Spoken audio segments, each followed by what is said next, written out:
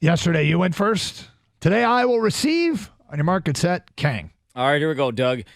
If the season continues to be a dumpster fire for the New England Patriots, should they actually fire Bill Belichick? Okay, I thought about this because firing people for punitive reasons or firing people because you're mad don't make sense. Firing people because you have perhaps a better alternative. And right now, do the Patriots have a better alternative? They've got two guys on that staff that have been coaches, Joe Judge and a guy I've always liked, Bill O'Brien. I think Bill O'Brien, the GM, got in the way of Bill O'Brien, the coach. I might take a look at this, which sounds ridiculous, but that team's a mess right now, and maybe you want to see what Bill O'Brien has. Otherwise, just wait till the end of the season. You would fire him at the end of the season, maybe. I might, although I find Bill O'Brien to be a guy in need of a second act as a head coach.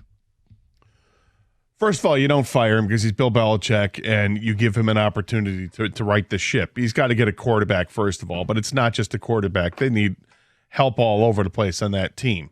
And I think that they can find it. They can rebuild it. Will they ever get back to the Super Bowl again? It's really tough to do that. As far as Bill O'Brien's concerned, absolutely freaking not. Bill O'Brien's the offensive coordinator of that team. You know how many points that team has scored this year? Not many. 55 points in 5 games. Doug, my quick math says that's 11 points a game put up by the New England Patriots. That is, let me just make sure I got this. Yeah, that's the worst in the National Football League. The worst. Okay, but Bill O'Brien was a coordinator for Nick Saban in Alabama, and they scored plenty. And you say, oh, they had talent there. They don't have talent in New England. No, and he was also one of a long line of offensive coordinators in Alabama because plug in whoever you want. They just have the guys to do it. But Bill O'Brien's been atrocious this year. Well, we'll get to it later. Guys, you don't fire Bill Belichick during the year. If you fire him at the end of the year. And you do fire him, but you fire the general manager, Bill Belichick. You leave Bill Belichick the head coach. You guys both just said it, actually. They don't have talent. And guess who drafts for this team, guys? It's Bill Belichick. He's actually been pretty damn bad at drafting. He got, whatever you want to call it, Brady, fell into his lap, complete luck, whatever. He was able to develop him, so you give him credit for that. But it was the 6th-round pick. Free agency, Bill Belichick has not been good. This guy signed tight end after tight end. And so Bill Belichick, the GM, gets fired, but I keep Bill Belichick the coach. I feel like, Doug, you and I are kids, and Dad just stepped into the room and came up with a better solution. He does that every once in a while. Yeah.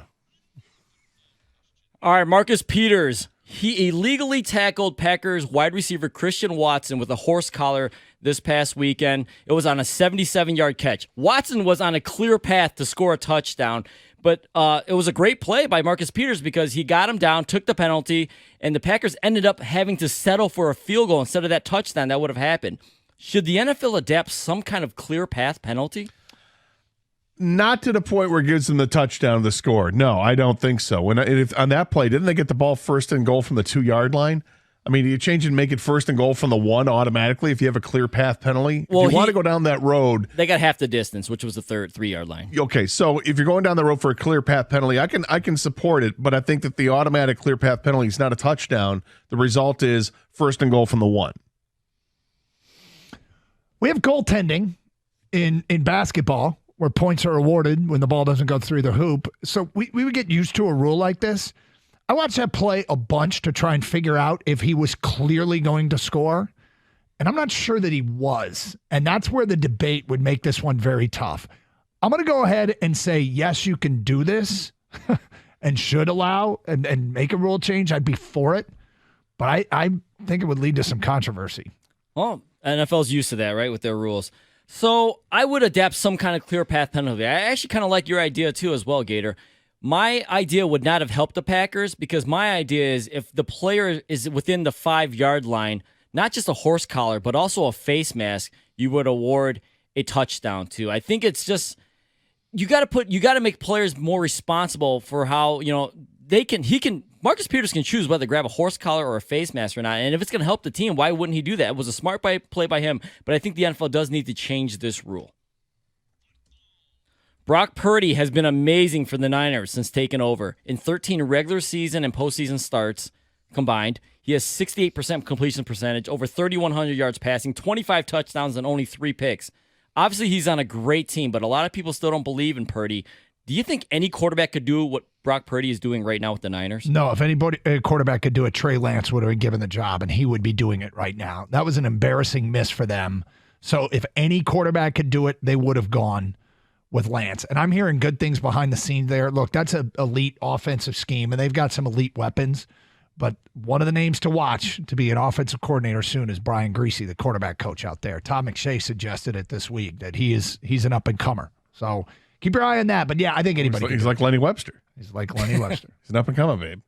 I want to say, I mean, the big salient point I think that Doug makes is that they drafted Trey Lance, so they didn't even believe it in themselves. And yet, that's just going to go down as one of the dumbass draft choices they made because they should have known that they can plug in, maybe not anybody, but they can plug in a number of players to make this work because they did this like 5 years ago. When C.J. Beathard was the quarterback, he was like the third quarterback they went through in 4 weeks that 1 year, and all three of those guys, they all played just fine. Like they handled the system. It's the system they run. It's the players that they have. It's a good offensive line. Maybe the best left tackle in football. You've got the best tight end in football. You've got the best running back in football. You've got amazing receivers to work with, or at least good receivers. I'll say, maybe I'm overinflating the Ayuk and Deebo Samuel, but suffice to say, it's a really good offense to plug somebody else in. Trey Lance may have just been the wrong peg to try to do it. They overshot. They didn't need to. They had it already in-house. But I saw people debating yesterday whether or not Mac Jones could step in and quarterback the Niners offense. And some people think that it can. It didn't work with Trey Lance. It doesn't mean it couldn't work with other players. I like Brock Purdy. I'm buying into what he can do because I think he's, at the very least, he's a solid game manager and he knows how to take care of the football. But I do kind of think it leans towards most quarterbacks could do well in that system. Put some respect on his name, Gator. No, not every quarterback could do it. The obvious one, of course, the obvious one is Trey Lance. We all know that didn't work out, but Trey Lance, maybe he's just not that good of a quarterback. But to put any other quarterback, could they win some games with the Niners? Sure. Could they do what Brock Purdy is doing? No. Like I said, 3,100 yards, 25 touchdowns, 3 INTs.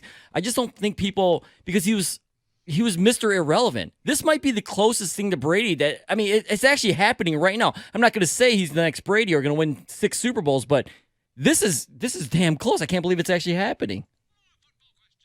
Bryce Young, another quarterback. He has struggled to start his career, but C.J. Stroud has not. Did the Panthers make a mistake in drafting Young over C.J. Stroud? I mean, different quarterbacks going into different situations. Obviously, there's a size difference between the two. I think they both have chips on their shoulders for different reasons. I was a Bryce Young guy. I would have taken him first overall. I think the big difference is who he has to work with. The receiving core he's got with Carolina is nothing to write home about. And they're just not a very good offensive football team. He doesn't have the weapons around him. And I think that the leg up goes to C.J. Stroud because he's stepping into a team that actually has some talent on there. Remember that test that Stroud took and everybody said he did so poorly? And yet maybe the most telling thing was he made a throw to Marvin Harrison Jr. at Ohio State down the far sideline for a touchdown against Michigan where he dropped it in such a tiny bucket from 45 yards away. That showed the talent, and it's coming out. And it's too early to say it's a mistake, but it sure is. So I'm going to say no. You can't say it's a mistake yet, but Stroud is making it look like it for sure.